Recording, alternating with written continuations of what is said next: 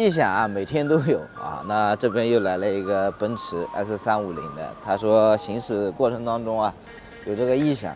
那么刚刚过来，我们现在去试一下这个异响到底是从哪里发出来的。异响这个故障呢，其实在这个，看到没？它就过这个减速带的时候就来了，啾啾一下。异响啊，其实在我们修车里面最不好解决的一个问题。有些异响可能一下子就解决了，那有些呢需要很长时间。像这种过不平路面的有异响的，一个它这个车子啊年数也比较老了，那像一些门饰板啊，到处都会有产生声音啊。那我们来压下引擎盖看一下，很轻微啊，能够听到左前方有那种橡胶挤压的那种感觉，叽咕叽咕的那种感觉，不是非常的明显。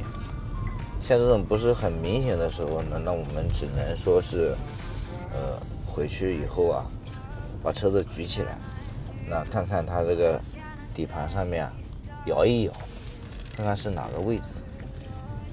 多半这种异响就来自于球头啊、胶套啊之类的一个异响。那我们现在直接把车子啊开回去，升起来看看，到底是哪个部位啊出现了问题。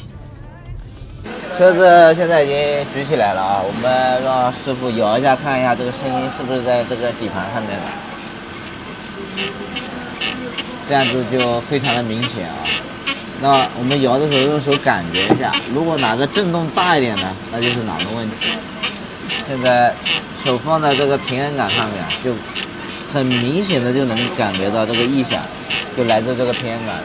那我们接下来就把这个胶套拆下来润滑一下。这个车不是有异响嘛，也是你接的啊。那我呢也带你一起查一查这个异响到底是什么原因。主要呢就是这个平衡杆的问题。那我们现在把它拆下来，你要扶牢啊。好的。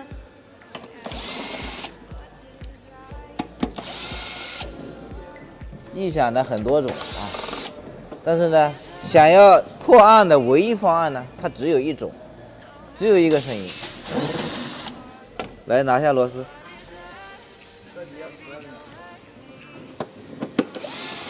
下来了啊！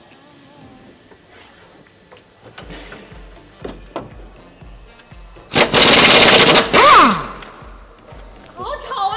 我的耳膜。就这个东西，你这个车子响声啊，就是这个平衡杆的声音。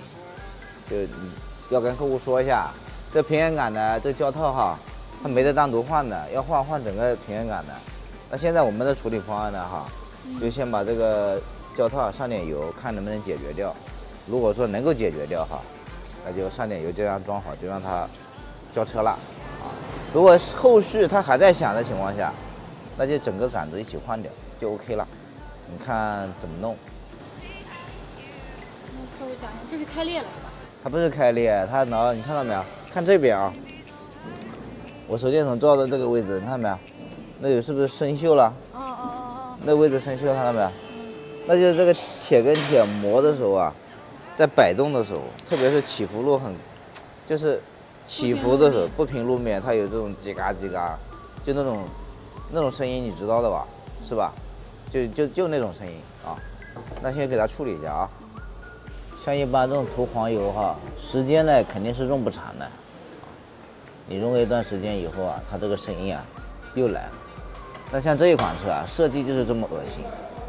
它要换呢，它只能整个平衡杆换。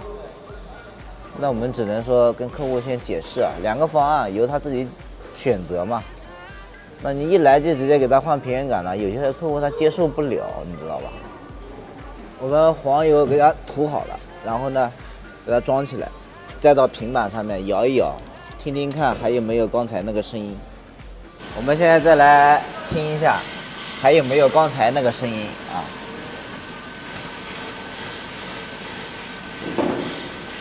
经过我们这样上下摇动的时候呢，之前那个声音啊，已经完全听不到了，那种叽嘎叽嘎的声音啊，已经完全没有了。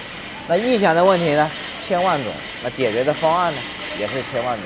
我还是那句话，车子问题我来搞定，是修是换客户决定。抖音。